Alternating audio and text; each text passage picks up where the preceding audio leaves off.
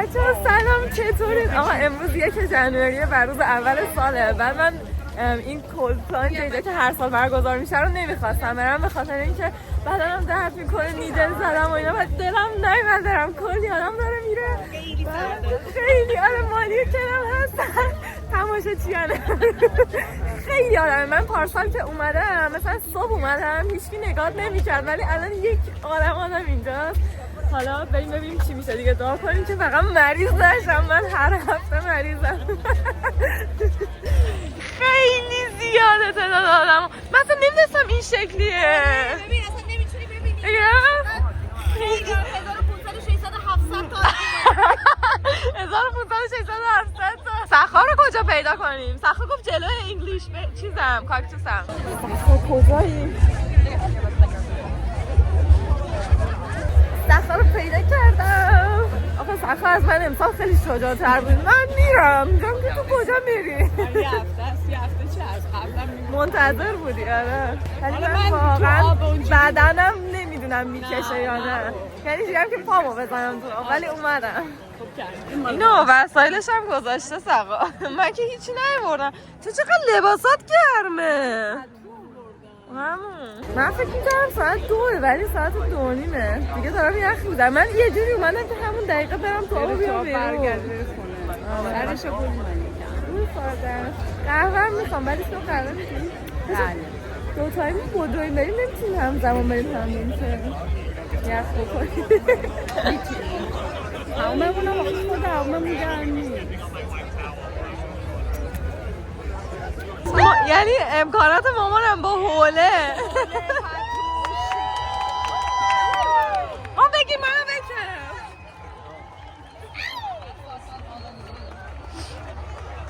من کلامو در نمیارم.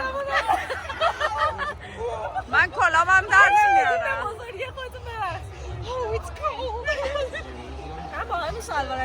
من اصلا کلامو بر نمیدارم. وسایلمون رو انداختیم دیگه. بیا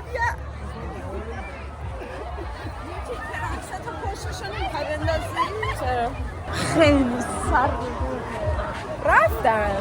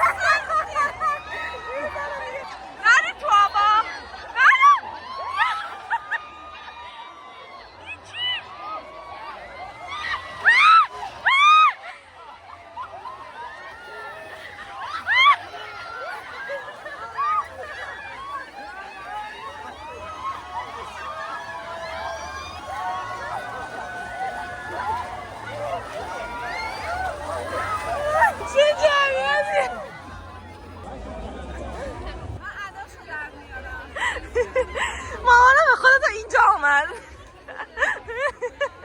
حال میکنه من چقدر واقعا قوی شدم. بریم فردا که مریض شدم سخا سالم بود. برای میریم یه دونه چیز میدن، چی اسمش چیه؟ پین میدن. پینه یه دونه از پینا دارم میدن، میریم بگیریم میشه. اونقدر شلوغه، همه تو سر و کله همن.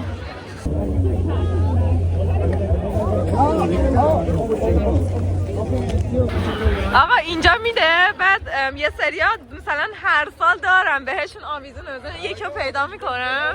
بعضی ها مال هر سالشو دارن، مثلا یه 10 تا بهشون آویزون خیلی بامزه.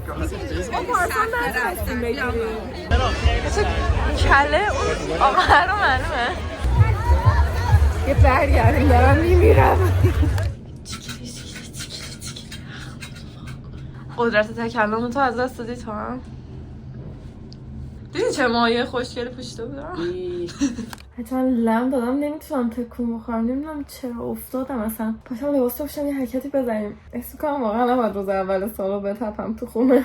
من از خونه زدم بیرون، الانم زیر استیشن بانک وایسادم. واقعا تو خونه تو مرز گریه بودم، یعنی الکی نمیگم، تا تو آسانسورم داشتم همینجوری گریه میکردم و انقدر داون بودم. واقعا نمیدونم این داون بودن از کجا میاد، از فصل میاد، از هوا میاد، از خودم میاد، همه چی با قاطی شده، پریوده، نمیدونم چیه. ولی خلاص از خونه زدم بیرون و حس کردم که خیلی دلم تنگ شده چند وقت پیاده روی طولانی بکنم و گفتم بذار برم بیرون، نمیدونم یه چند ساعت اصلا راه برم همینجوری بگردم بی هدف و انقدر بیرون بمونم تا حالم خوب بشه، به خاطر اینکه حس کردم واقعا تو خونه بمونم بهتر نمیشه. بعد وقتی که اینجوری میشم خیلی نیاز دارم که تنها باشم، یعنی دلم میخواد تنها اصلا یه گوشه از دنیا گم بشم، هیچکی با حرف نزنه. بعد سر همینم گفتم بذار تنهایی برم بیرون. اینجوریام که هیچکی جلوسو نگرفته، خودت داری نمیری واسه این پاشو برو بیرون. خیلی گشنمه. بعد دارم فکر میکنم یه چیزی رستورانی برم بخورم یا برم هول فودز مثلا سوپ و سالاد بخورم. میخوام سالم باشه. فکر کنم اول برم هول فودز ببینم چیز داره، سوپ داره یا نه.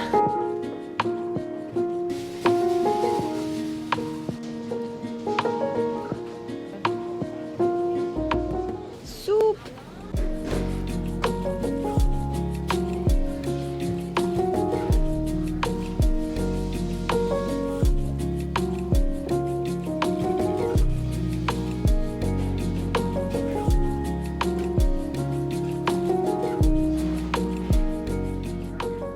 دیوونه سوپم، یعنی اگه زمستون به جای غذا به من کلا سوپ بدن خوشحالم، راضیم و غذا نمیخوام.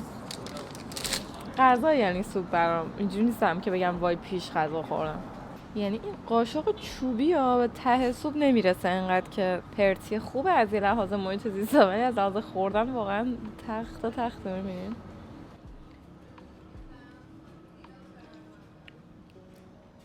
خوشمزه است. توش فکر کنم آرتیشوک و مرغ و لیمو و کرفس و همه چی داره، خدایی زنجبیل و باحاله.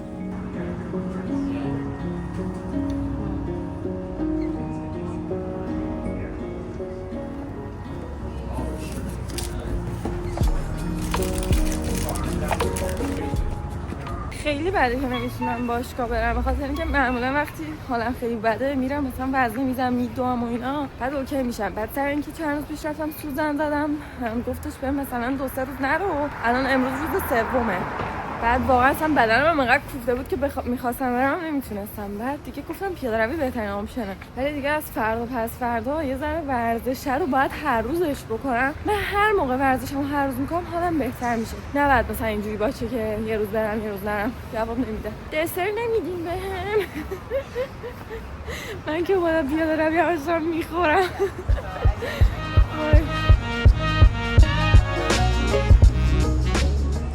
سوپر کره یادتونه من ازش خرید کردم، الان از دم هر شبشون رد میشه، گفتم بذارم یه سر بزنم بازه. خیلی چیزای باحالی داشت. بازه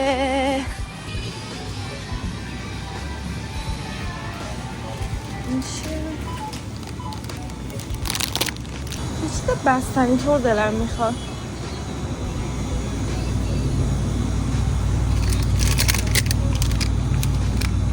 همین چیزا رو گرفتم، ماچا رو گرفتم.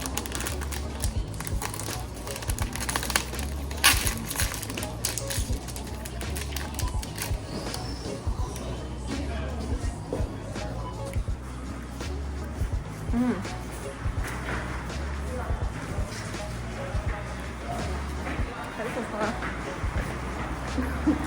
خوشحالم. نمیدونم معلومه یا نه، ولی وسطش گرین تیه، اون سبز پر رنگ تره، دورش شیر و ماچاه. بعد واسه همین وسطش یه حس یخی داره، دورش یه حس بستنی. خیلی باحاله.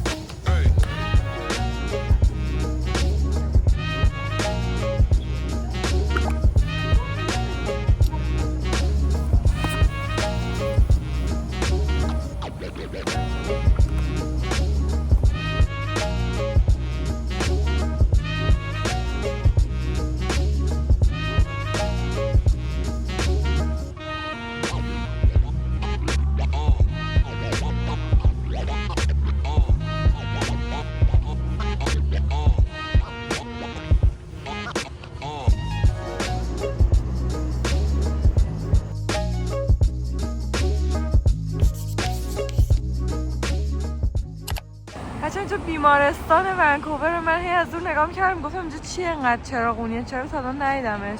بعد دیدم زده لایتس آف هوپ. خیلی قشنگه نه؟ من دقیقاً کیستم و تو همین بیمارستان عمل کردم. ولی چیزه حسش رو خیلی دوست دارم که اینجوری چراغونیش کردم.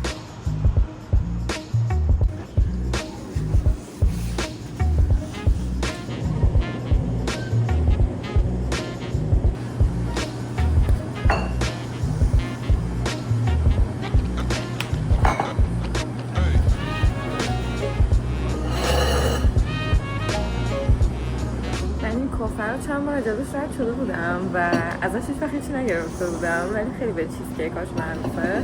بعد همش دارم واسه یه جا بشینم که مثلا بتونم ژورنالمو بنویسم، یه برنامه‌ریزی بکنم، یه کتاب بخونم، بعد برم خونه. یه کاری که چند وقت دارم میخواد بکنم اینه که یه سری شیرینیایی که خیلی دوست دارم و ورژن سالمش رو درست کنم و ورژن ناسالمش رو بیرون بخورم و مقایسه کنم واقعا چقدر ارزشش رو داره که ورژن ناسالمش بخوری. این همه کالری و مثلا قد ارزشش رو داره یا نه. حالا الان شبیه میخوام وسایل چیزکیک هم بگیرم، بعد از اینکه اینو خوردم برم چیزکیک درست کنم، بعد ببینم که کدوم بهتر میشه. این قهوه دیکفه که بتونم شب بخوابم. بعد قیمتش هم بذاریم بهتون بگم. حس میکنم خیلیاتون دوست دارن قیمتا رو بدونید. من خودم ویدیو هر کی رو تو یوتیوب میبینم میگم که قیمت همه چی رو بگو. نمیدونم یه چیزی که دوست دارم بدونم هر جا قیمتش چجوریه. اینجا لاتش $6.10 بود با شیر بادوم دیکف و اسمال. چیزکیکش هم $8.40. خیلی گرون بود به نظرم. خیلی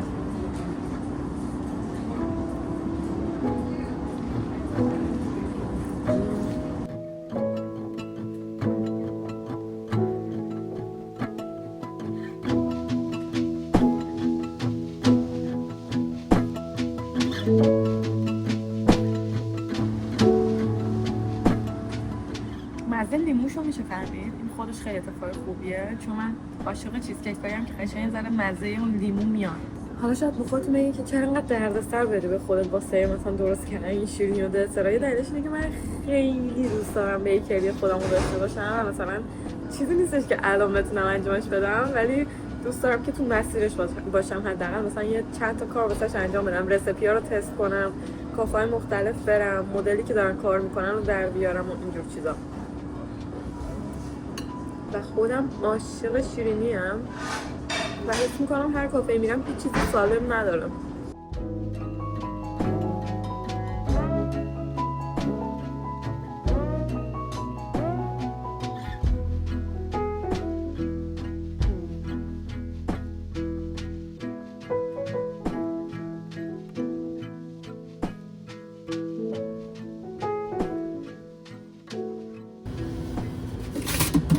من دیگه دارم برمیگردم. تقریبا کافه منو پرت کرد بیرون چون داشت میبست. بعد الان میخواستم برم وسایل چیزکیک رو بخرم درست کنم، ولی حقیقتا مامان بابام خیلی زود میخوابن و تقریبا من هیچ کاری نمیتونم دیگه بیرون از اتاقم انجام بدم شبا. بعد برم تو اتاقم.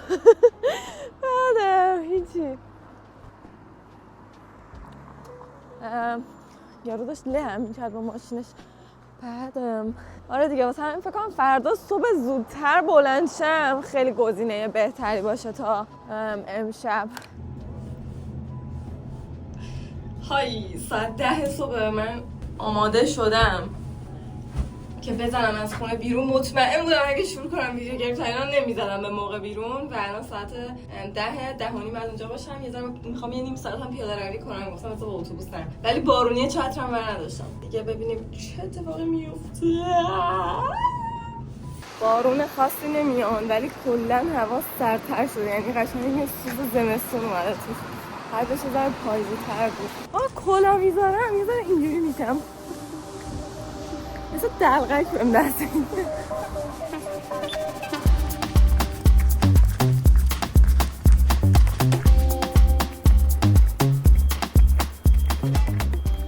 میدونستین اینجا خیابوناش موش داره؟ خیلی ترسم که از اون موشاش اینقدر را، ولی بازم خیلی فرزه. بعد من حسی کنم موش کوچیک بدتره چون اینجوری میتونه برسه شلوارت. نه نمیدونم چرا دلم میخواد فوت کنم.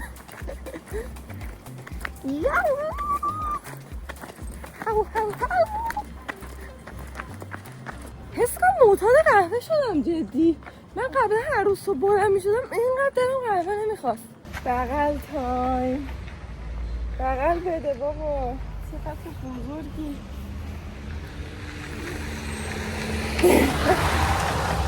من واقعا جدیدن تو خیابون را میرم داشتم میرفتم درخت رو بغل میکنم. مرسی که هستی قربونت برم. تیک تیک. بای بای.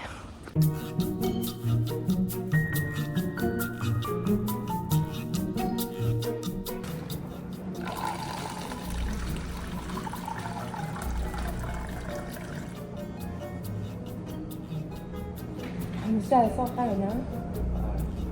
نه آخر که نه ولی از بخش یادگیری خب من کارم اینجا تموم شد و یه حالت چیزه مشاوره مثلا اینجوریه که چجوری سرمایه گذاری کنی با پول چیکار بکنی اینا و مثلا میتونی ازشون کمک بگیری واسه انجام این کار. حالا خودم هنوز شک کردم مثلا نمیدونم انجام بدم یا نه ولی جلساتشون رو رفتم که نم چجوریه یه 3-4 جلسه که دارم میرم. الان دارم فکر می‌کنم یه قهوه بگیرم و دوباره پیاده برگردم تا خونه. یه ساعت هم پیاده روی کردم بد نشد. از سر چیزکیک هم میرم میخرم.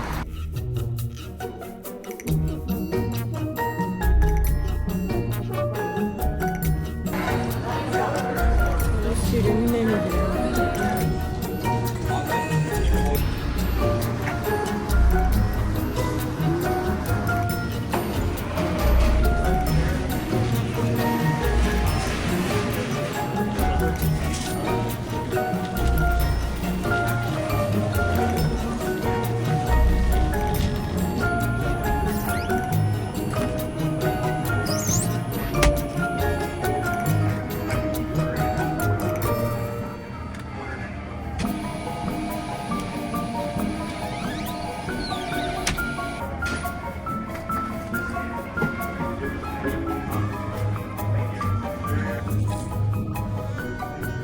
من یه چیز جالب فهمیدم. این آرد بادومه. بعد وقتی که نوشته نچرال یعنی که بلنچ نشده. حالا بلنچ یعنی که یه دور بادومو تو آب جوش میپزن این شکلی خیلی سفید میشه. اون پوست دورش میره. آرد بادومش خیلی سفید و خوب میشه. بعد ولی اینو میبینین پوستش باهاشه.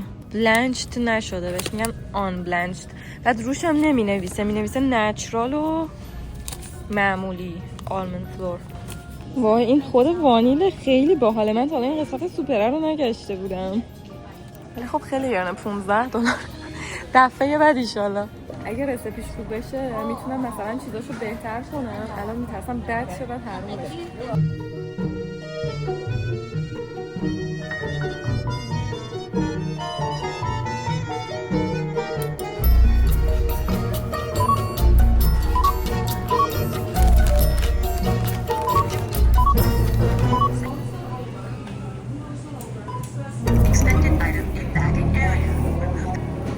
کیسه جا نذاشتم.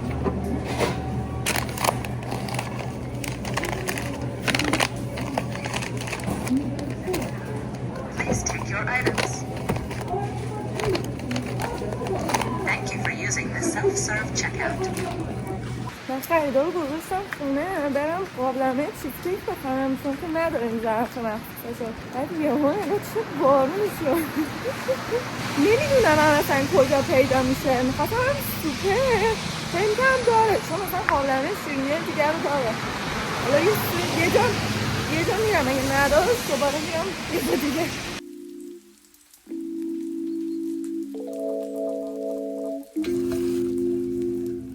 حس میکنم خدایان عالم با هم یار بودن که من تونستم اینو پیدا کنم. من تا حالا توی مغازه نرفته بودم و یه مغازه‌ای که همه چی داره خرت و پرت یک دونه از اینا داشت و فکر کنم قیمت قدیمیش بود چون $10 بیشتر.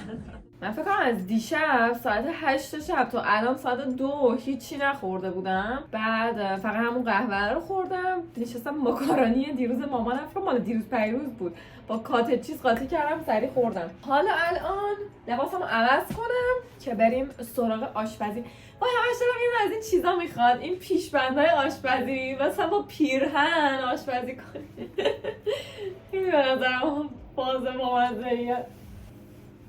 یه چیزی که حس میکنم بین دخترها رایجه اینه که حس دختر بودن زیاد نداشته باشیم. مثلا نسبت به بقیه دخترها حس مثلا پسرونه داشتن بکنیم، مثلا حس کنی که اونقدر ظریف و دخترونه نیستی. من خیلی وقتا این حس بهم دست میده، بعد از بقیه دخترها میپرسم ای بابا این موی چه، از بقیه دخترها که مثلا میپرسی مثلا یهو میبینی که اونا مثلا همینطوری هم. مثلا الان من میگم که دلم میخواد این پیش بندا ببندم، پیر هم بپوشم، آشپزی کنم، مثلا میگم حس میکنم دخترای بیشتر اینجوری بهشون میاد که خیلی دختران، حس میکنم من اون کارو بکنم مسخره است، در صورتی که از بیرون همه فکر میکنن که مثلا خودشون اینجوری نیستن، بقیه خیلی دخترونن.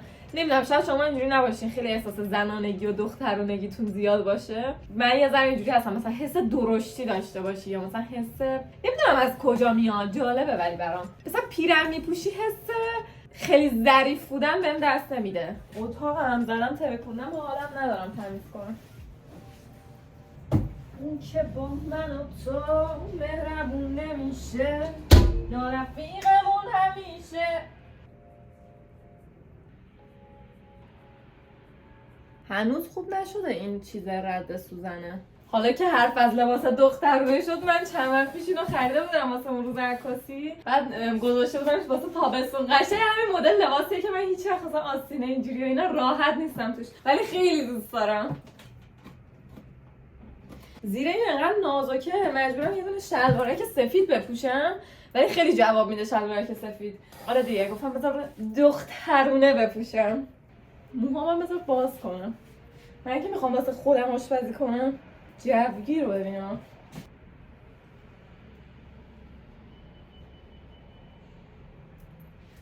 یه حال کوچیک اول از خریدا بهتون بدم. اولا بهتون بگم که این یه رسپیه که من خودم هم پیچیده‌ای ندارم خوب میشه یا نه، به خاطر اینکه از چت جی پی تی درش آوردم و به چت جی پی تی گفتم که پروتئینش زیاد باشه، کربوهیدراتش کم باشه، چربیش پایین باشه و شکرم نداشته باشه. خیلی سختش کردم ولی رسپی که داده به نظرم خوبه. حالا امیدوارم مزه گند نده واقعا. حالا واسه مواد لازمش هم بخوام بهتون بگم، اول از همه این مانک فروت با ترکیب اریتریتوله، اینا هم قندای مصنوعیه و از اون یکی استویاه هم فکر میکنم یه ذره بهتره واسه شیرینی و اینا، ته مزهش کمتره. آرد بادوم بلنچد، اینم زاناسانگامه. خودم هم نمیدونستم اصلا میشه از تو سوپر خرید استفاده کرد، ولی پودریه که واسه بافت خوب استفاده میکنم. مثلا وقتی میخوان سسو غلیظش کنن یا یه غذایی رو غلیظ کنن، تو آشپزخونه از این میزنن و کالری هم نداره. 2 گرمش 5 کالری داره. حالا بهتون میگم واسه چی خریدم.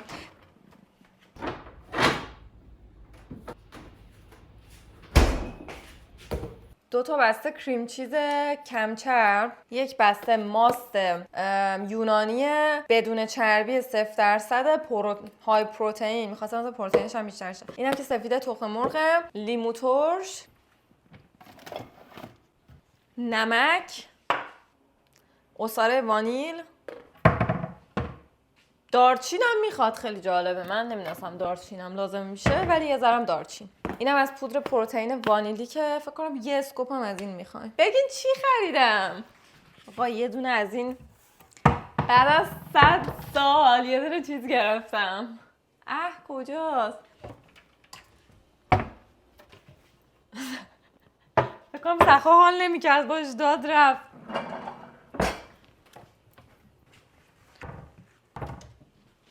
اینجا بود. ترازو آشپزی. انقدر دلم از اینا میخواست که بتونم گرم دقیق بزنم و دقیقا مثلا بتونم رسپی رو در بیارم. مثلا بگم این سری 30 گرم زدم، حالا اگه 40 گرم بزنم چی میشه؟ خیلی به نظرم وسیله کاربردیه. دلم خواهد یه ذره از این خام بخورم. آرد معمولی رو نمیشه خام خورد ولی آرد بادوم میشه. چقدر بادومش خوبه. یه قاشق دیگه میخوام.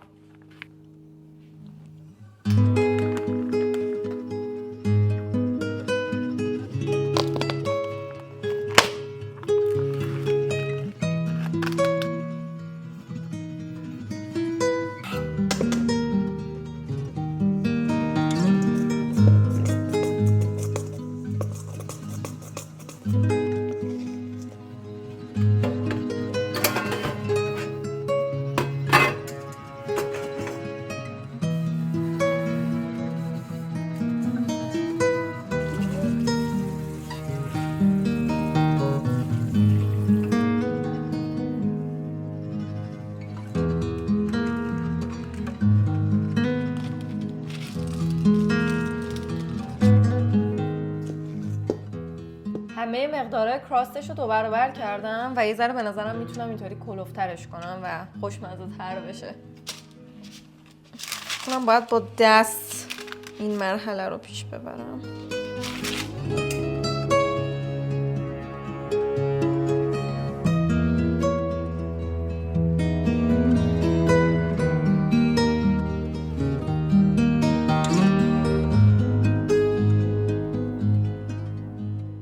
نکته جالبش اینه که اول باید این زیرشو 10 دقیقه بپزم تو فر، بعدش که این پخ میذاری کنار و حالا همون موقع که داری مواد اصلی رو درست میکنی اینم میذاری خنک بشه، بعد دوباره میریزی روی این، بعد دوباره همه رو با هم میکنی تو فر. حالا من 10 دقیقه میذارمش تو فر، به خاطر همون اول آشپزیتون من نظرم فر رو بذارین گرم بشه چون وسطش بعد ازش استفاده کنیم. من ظرفه رو شستم که نخوام دوباره ظرف کثیف کنم. این آماده است.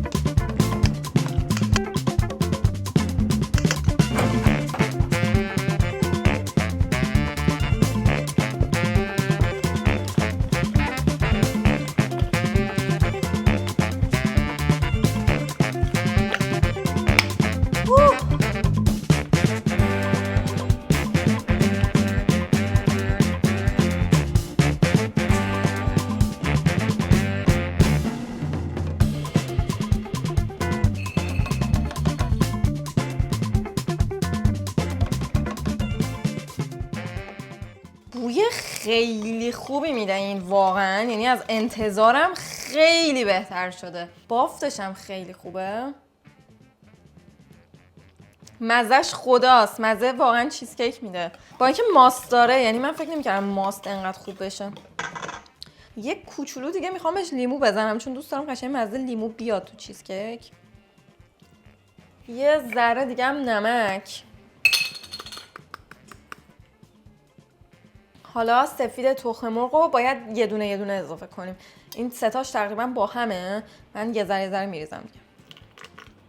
موقع اضافه کردن سفیده دیگه نباید زیادی هم بزنین. یه ذره که هم خورد ولش کنین. بین 50 تا 60 دقیقه ولی باید بپزه. فکر کنم سخت‌ترین قسمتش صبر کردنه چون بعدش هم باید بذاریش تو یخچال که مثلا بهترین حالت اینه که شب تا صبح بذاریش.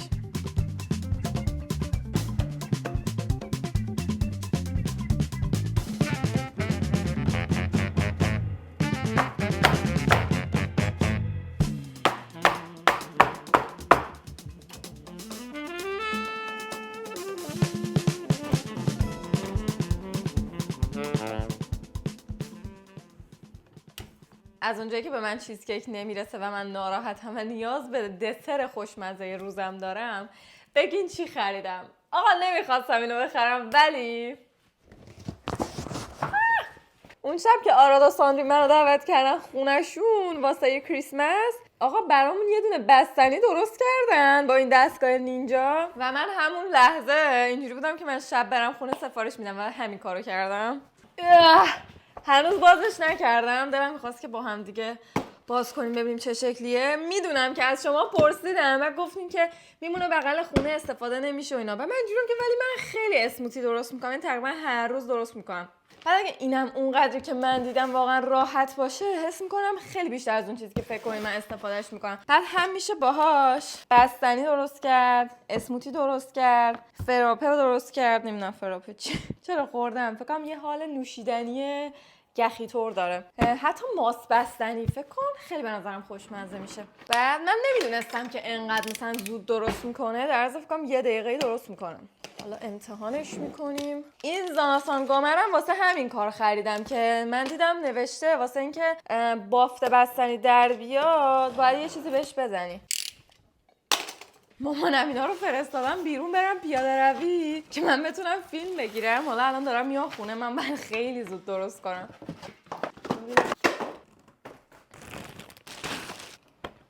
من نتونستم تحمل کنم لباس رو و تغییر هویت دادم کلا. من واقعا اسکلم، از دست خودم هرسم گرفته به خاطر اینکه فکر می‌کردم این دستگاهه تو 1 دقیقه بعد از اینکه میکس می‌کنی خودش فریزش میکنه. فکر می‌کردم یه چیز فلزی داره و اون میاد انقدر دماشو میبره بالا که همون موقع بهت بستنی میده. نگو که اشتباه میکردم و هنوز تکنولوژی اونقدر مثلا که پیشرفت نکرده، چون بعد اینو 24 ساعت بذاری تو فریزر. در نتیجه اینو درست کردم و الان دارم درست میکنم که فردا بتونم بخورم. آقا نه چیز کیک رو میتونم بخورم نه بستنی رو. خیلی گشتم. خیلی ناراحتم. حالا بعد این بعد دوباره یه فکری میکنم واسه غذا. دیگه زنگ میزنم مامانم ببینم چیکار میکنه. این مامانا فقط میتونن آدمو نجات بدن. این بستنی ماستیه، رسیپیشم براتون همینجا میذارم. حالا فردا تست میکنم بهتون میگم. الان میخوام یه دونه شکلاتی هم تست کنم که حالا بعد زودتر درست کنم که دوباره مثلا نخوام فردا وایسم درست کنم. واسه شکلاتی میخوام یه رسیپی متفاوت استفاده کنم. این چون بیسش با ماست بود، این یکی رو میخوام بیسش رو با شیر درست کنم. به نظرم یه ذره یخی تر بشه شاید. باحالیه این ترازو اینه که هم به میلی لیتر میده هم به گرم میده، یعنی به هر چیزی که بخوایم میتونیم تنظیم بکنیم. مثلا شیر میریزیم بزنیم به میلی لیتر، اینش به نظرم خیلی به کار میاد. اوه بچه من فکر کنم اینو خیلی تو قبلی زیاد زدم زاناسانگامشو. امیدوارم ازش درست بگم زاناسانگام، ولی 1 گرم بیشتر نمیخواد، یعنی یه بسه. اینو با دست بریزم. نمیدونم چرا با دست ریختم. چقدر لزجه، اصلا از دستم پاک نمیشه. عجب اشتباهی کردم. عصاره وانیل. اصلا از دستم پاک نمیشه. آدم اینو بخوره که میمیره. یه ذرم نمک طبق معمول. واقعا اینو نمیشه با دست هم زد به خاطر اینکه پودر پروتئین خیلی بد شیک میشه.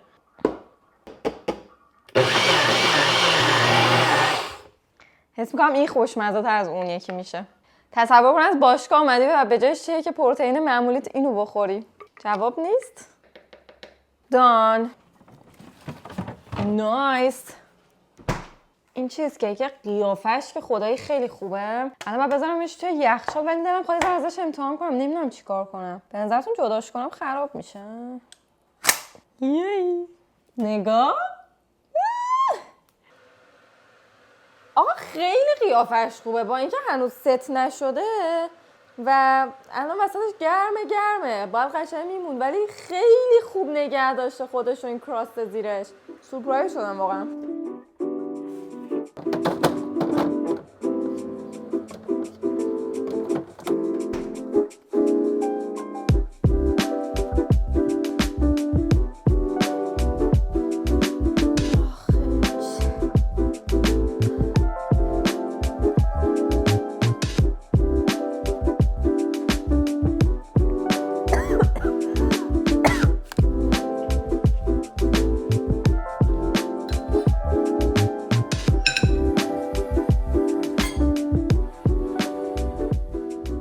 خوشمزه است. یام سخا رو اسیر کردم چیز کیک رو با هم تست کنه.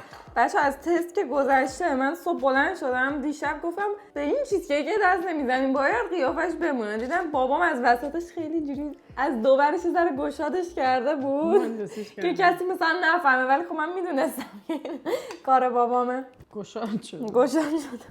اولین قسمتش اینه که این نصف کردم دیگه این جدا شد، یعنی مثلا این قسمت چیزش با قسمت زیرش چیزش با زیرش، ولی جفتش خیلی خوب گرفته. یعنی اینجوری نیستش که پودر بشه سریع. بعضی وقتا آخه چیز کیک اون قسمت لایه زیرش نابود. این پودره. این نیست. این پودر نیستش. چیز روشون هم زیادی شله اینجوری وا میرن. چیزش. بالاخره این چیز منظور چیز پنیر انگلیسیه یا چیزه؟ پنیر. خودم من با این هم گفتم. من که لبه ها رو میخورم. بچه من نظر باقیمون جرئت نمیکنم بگم. اصلا مزه چیز کیک خیلی خوب میده پنیر روش. مزه رژیمی نمیده. زیرشه که اینجوری میشه که این یه چیز رژیمیه.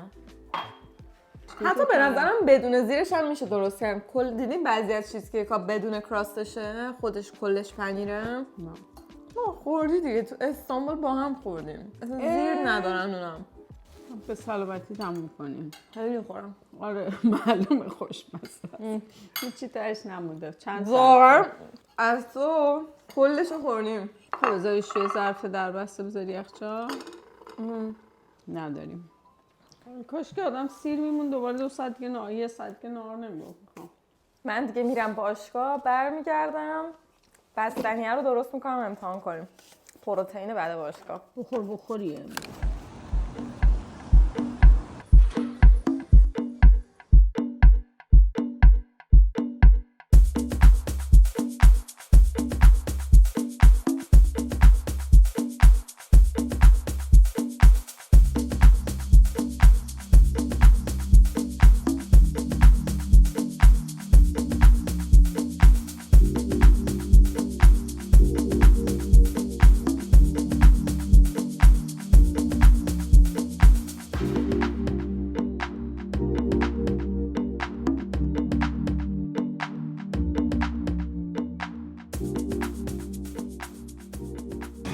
دکتر که رفتم امروز خیلی بامزه بود، بهم زنگ زد گفتش که مثلا بدنت چجوریه، حالت خوبه، حالت بده، فلان و اینا.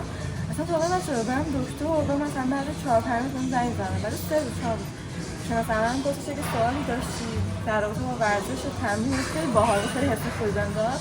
حالا 2 هفته دیگه دوباره باش وقت دارم، ولی بهم گفته که چه این 2 هفته رفتی باشگاه بجای اینکه مثلا وزن سنگین بزنی با تعداد پایین تعداد بالاتر بزن، ولی وزنات رو سبک بکنی که خیلی فشار نیاد.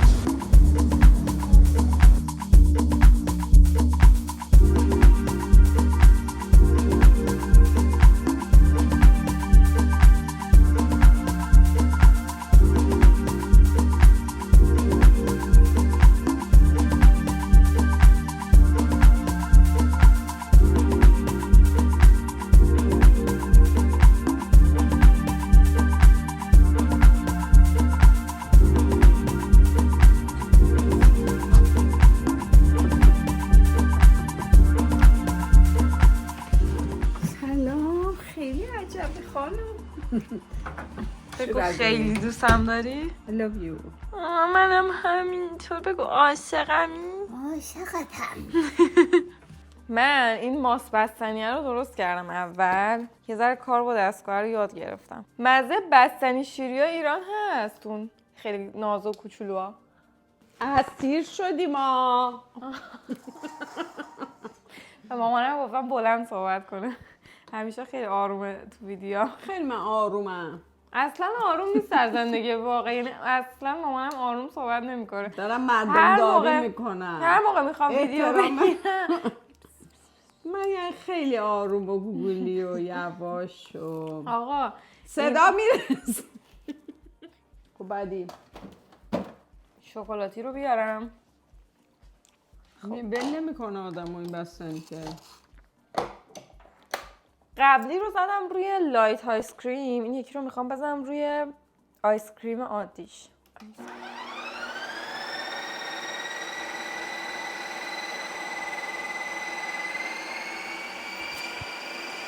اوج گرفت این پرنده وحشی. من تا ته بیاد. حدود 1 دقیقه و 30 ثانیه شد. من تایم زدم ببینم چقدر طول میکشه. جالبه اینو چون گذاشتم رو آیس کریم حتی صدای دستگاه دیگه اونقدر زیاد نشد نسبت به اون یکی که زدم لایت. اومد استادش اومد. بریم کنار. من که با ریویو کاملا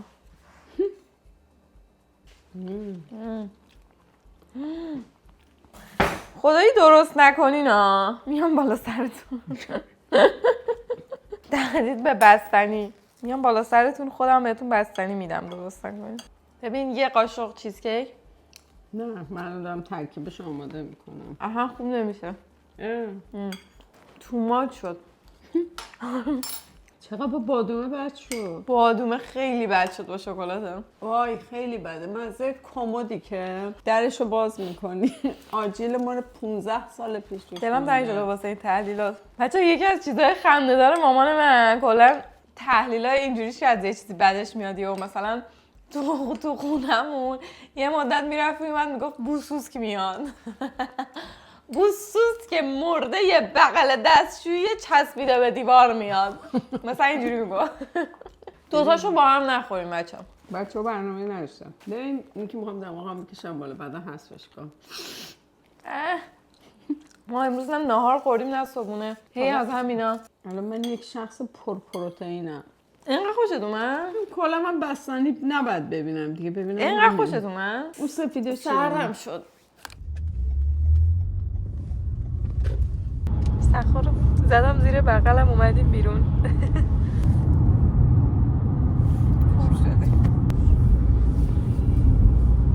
آقا من خیلی ذوق دارم به خاطر اینکه این خریدو خیلی انداختم عقب. 2 ترم کامل رفتم این اسکی رو یخ و گفتم انقدر میرم تا مطمئن بشم که میخوام ادامه بدم. الانم واسه یه ترم بعدی ثبت نام کردم، دیگه بیگینر نیستم، اومدم تو کلاس متوسط تا اینترمدییت ها و اینجوری بودم که دیگه وقتشه که بخرم. و اینم جا داره بگم که خیلی رنتالش بده، یعنی واقعا هیچکس تحمل نمیکنه که همون اول همه میخرن، ولی من گفتم بذار ادامه بدم مطمئن بشم، حس خوب از ورزشش بگیرم و مثلا برم دیگه قشنگ بهش کامیت بکنم و ادامه بدم. حالا الان داریم میریم بخریم. این جزو معدود خریداییه که نمیشه غیر حضوری یعنی آنلاین کرد. فهمیدم که حتما باید بیای بپوشی فیت پات بشه، خیلی فرق داره که چه کفشی به پات بخوره. یادش بخیر ما اولی که رسیدیم اینجا بچه‌ها اومدیم اینجا دقیقاً همین اسپورت چک، بعد کلی لباس خریدیم چون هیچی با خودمون نیاورده بودیم، مثلا لباس گرم و اینا. من نصف لباسا که دارم اینجا گرفتم. ما فکر کنم ورزش تخصصیشون تهشه. کسی هنوز ریبوک میپوشه؟ این برندها قبلا خیلی همشون با هم دیگه پیش میرفتن. حس میکنم از یه جایی به بعد مثلا ریبوک و پوما اینا خیلی کم رنگ تر از قبلا. وای ماما کاپشن اسکی هم میتونم ببینم اونا اینا مال هاکیه. این قسمت مغازش اصلا ندیده بودیم. ایناهاش یه سریش مال هاکیه، اینا مال چیزه. نکنه فقط باید چگونه داره میخندیم نه این مال ویمنه. نه یکی بعد بیاد کمک میکنه چون من خودم هم ایده‌ای ندارم. نکنه فقط همین 3 تاست، همین 2 تا در واقع. اینا همش مال هاکیه. بذار بگم یکی بیاد.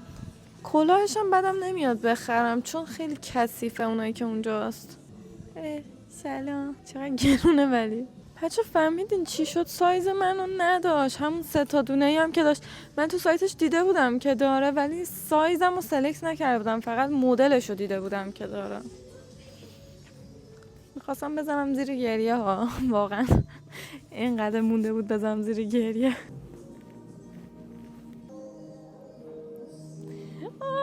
خدا مسکین. آخرش میام یه دونه از اینا میگیرم خیال خودم راحت میکنم.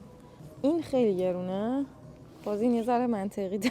اینم خیلی گرونه فعلا نمیتونم بگیرم، ولی حس میکنم باید برم از حراج رو پیدا کنم وسایل اسکیمو بخرم، چون هی هم میترسم مثلا کلی پول بدی بعد مثلا نری اصلا خوشت نیاد حال نکنی، میدونی مسخره است. میخوام اینجوری باشه که وقتی وسایلشو میخرم بگم وای مثلا میدونی با کلی انگیزه. اصلا موقعی که دورو شروع کردم کلی دویده بودم، قدر یه دونه کفشو خیلی میدونستم که چه حسیه کفش نو. الانم دوست دارم با همچین حسی بخرم بجن که مثلا قبلش بخری فقط داشته باشی حس لباس نو هم بره. وقتی پول نداری بخری بعد سعی می‌کنی خودتو قانع کنی، دست کونت داره میسوزه که بقیه میتونن بخرن.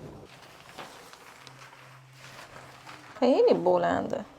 من یه دونه ژاکت رانینگ ضد آبم میخوام، اینجا همش بارون میاد بعد هی نمیرم با دوام چون لباس چیزشو ندارم ضد آبی که خیلی گرمم نباشه. یه دونه دارم خیلی گرمم میشه باهاش میرم.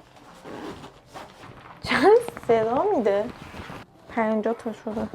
خوشگله ولی ببین اگه کوتاه‌تر بود عالی بود.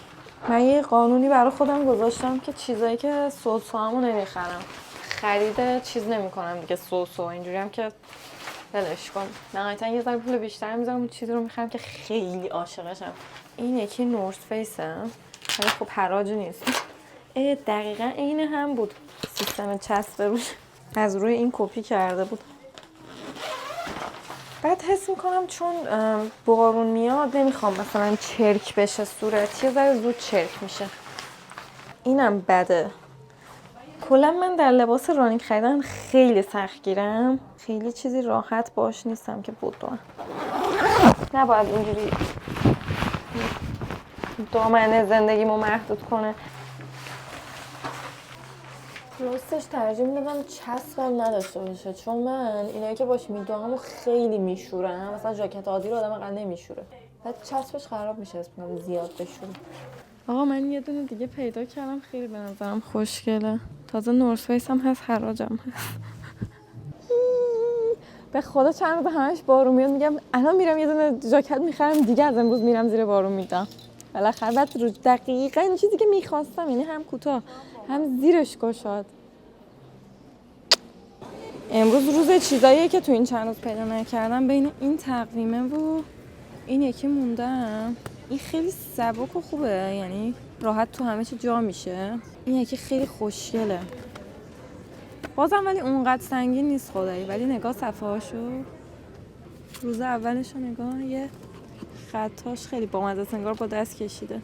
تا لحظه آخر موندیم توی مغازه دیگه، بساط پارکینگ درش باز شد، یعنی در اصلیش به پاساژ رو راهمون ندادن که بریم.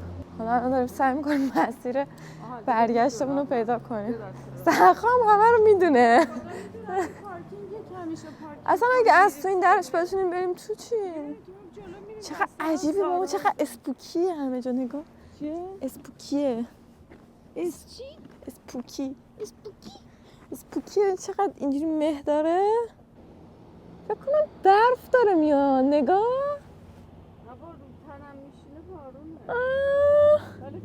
نه برفه، اسپری برفه.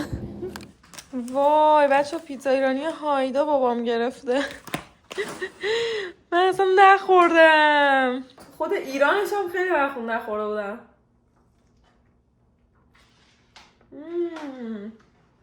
ها خوشمزه است.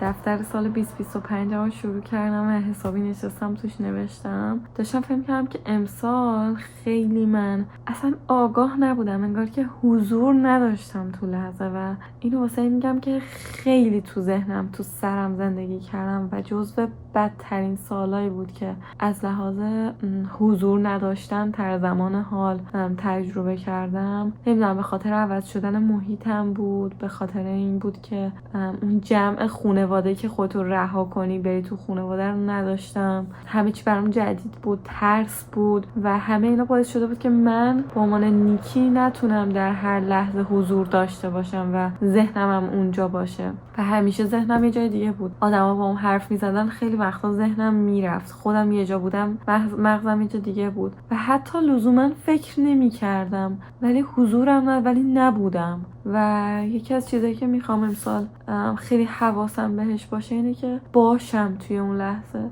و فقط زندگیش کنم، به جای سرزنش، به جای ترس، به جای نگرانی، به جای دغدغه و آینده، فقط همون لحظه رو تجربه کنم و فکر میکنم اینطوری خیلی بتونم بیشتر آروم باشم و حتی کارهای بیشتری بکنم. به خاطر اینکه همیشه یکی از ترسام اینه که به اندازه کافی کار انجام ندم و زمانو از دست بدم و حس میکنم هرچی بیشتر ترس اینو داشته باشی که زمانو از دست بدی، بیشتر زمان از دستت فرار میکنه و امسال واقعا تجربه اینو داشتم که چقدر عجیب، با اینکه من مثلا دانشگاه نرفتم، مدرسه نداشتم و هیچ وقت همچین زندگی رو تجربه نکرده بودم، ولی خیلی زود گذشت و زمان از دستم رفت بدون اینکه حسش کنم. خیلی تجربه جالبی بود. نیاز داشتم که 1 سال اینجوری زندگی کنم. خیلی درس‌ها گرفتم ازش. من دیگه برم آخرینم بنویسم و بگیرم بخوابم که فردا میخوام صبح زود بلند شم و هفته دیگه زود میبینمتون. عاشقتونم. فعلا خدافظ.